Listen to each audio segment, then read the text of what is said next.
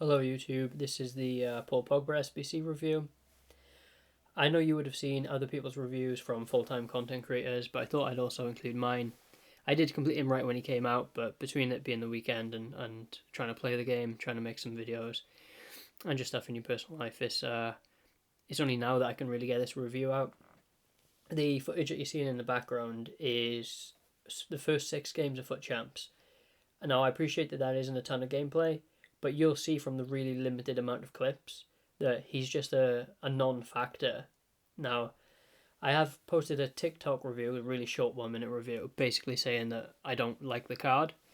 And as a spoiler, you could start watching the video now if that's all you're looking for.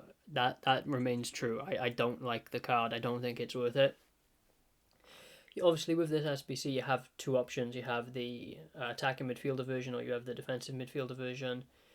And for me, it's clear that the CDM version is the better choice, but that doesn't mean the CDM version is a good card. So you can see on the screen, but we're in a 4-1-4-1 for like 2 or 3 games, and then we switch to a 4-5-1 brackets 2, so the flat variation. In the clips, you'll see like this one here, the opponent's using the Guler SBC, and he can just twist and turn away from me because there's absolutely no agility and balance with this card.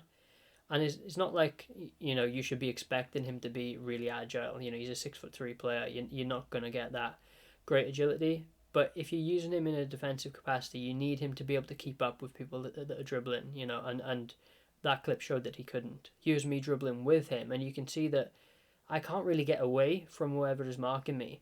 Any touch I take is so slow, and it doesn't really drive you into space. And it's just not a good card at high levels. Now, I'm not going to sit here and claim that I'm a high level player by any means, but when you are playing at max form in the weekend league, which is only up to +5, but when you are playing against opposition that are as good as you, better than you, significantly better than you, this card becomes a liability. He doesn't bridge the gap whatsoever, and you can see we're moving across to a 4-5-1 here. The card is way too clunky. The card cannot operate and take space. His dribbling is a complete non-factor. I don't know how much of that is to do with the patch. I think if he had came out a week earlier, we could be saying an entirely different thing. But with the overall dribbling nerf, his card is just, for me, terrible in that capacity. Obviously, there's more to his game than just sitting there as a defensive midfielder. His passing is fine. Is it amazing? No. But is it acceptable? Absolutely. His short passing there's no problem with. His long passing there's not really any problem with. But he doesn't give you the type of passing that you get out of the other meta centre mids. There's no tiki taka, and so the type of bailout passes you can make with the De Jong card, the Rangers card, the sort of, I know they don't have tiki taka plus, but like your Bon Matties, your Patelises, those type of midfielders. Messi when you play McCam, they they can just make different passes. They can bail you out when you get pressed or you get squeezed. You can just aim your pass anyway, and the tiki taka plus will take over and make sure you retain the ball. He doesn't have that. Then you move on to sort of his interceptions, which I know is still in a defensive manner, but for someone that has intercept plus, he makes 0 interceptions. Now it doesn't matter if you don't control him and you let the AI do its thing. It doesn't matter if you control him and cut the passing lanes. He just doesn't make interceptions, or at least he didn't in my gameplay.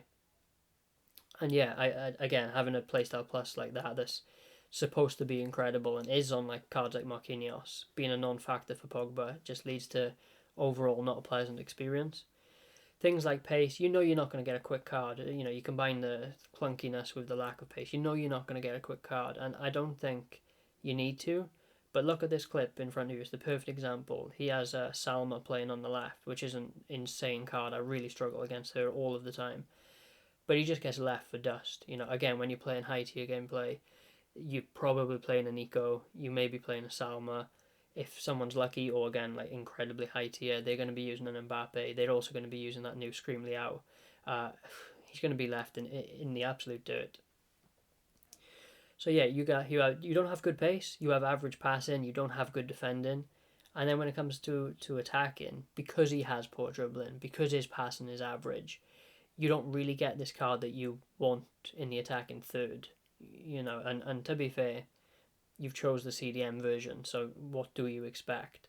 But when you don't have what you want in the areas you planned for, you'd like it to compensate elsewhere, but he doesn't.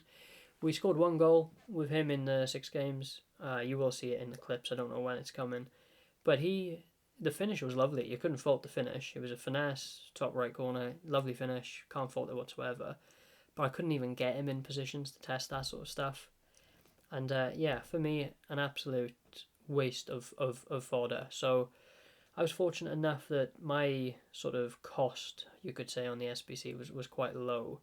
I used 3 tradable 88s, which I could have sold at the time for around 54k. I don't know what market price would be now, maybe towards 60k. And you can see he's just getting held off there by someone holding shield. Like, he's supposed to be a big, strong defensive midfielder, and he's just not.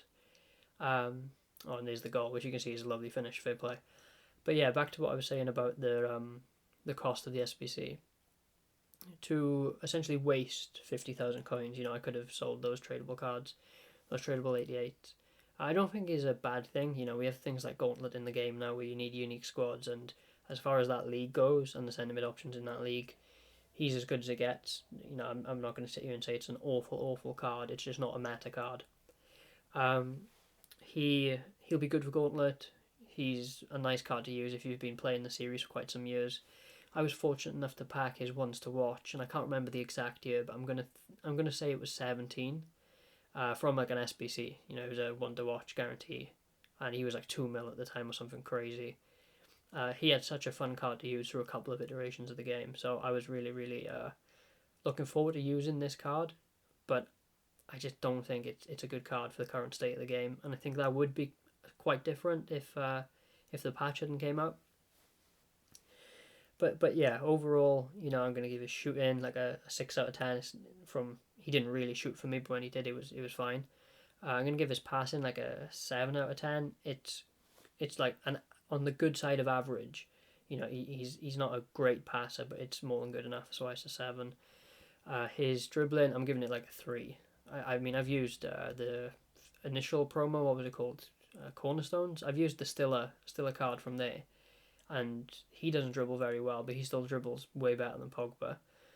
So I'm giving him his dribbling like a 3 or a 4. It's terrible dribbling. Then you have his pace. It's like a 6. It's not awful, but it's not quick.